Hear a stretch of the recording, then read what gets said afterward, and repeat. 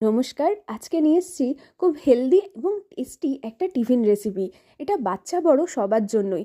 প্রথমে গাজর আর কুমড়োটাকে সেদ্ধ করে নিয়ে তার ভিতরে একটু পেঁয়াজ কুচি, আদা কুচি, কাঁচা লঙ্কা কুচি আর একটু ধনেপাতা, দুটো ডিম আর সামান্য একটু দুধ দিয়ে তার ভিতরে নুন, চিনি, হলুদ দিয়ে ভালো মতন মিক্সড করে নিন।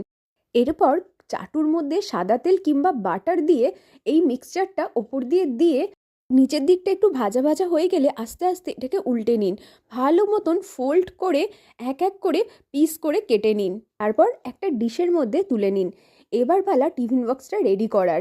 এই পিসগুলো দেখে বাচ্চা কিংবা বড় কারোরই বোঝার ক্ষমতা নেই যে এর ভিতরে কুমড়ো গাজর দিয়ে এটা বানানো হয়েছে।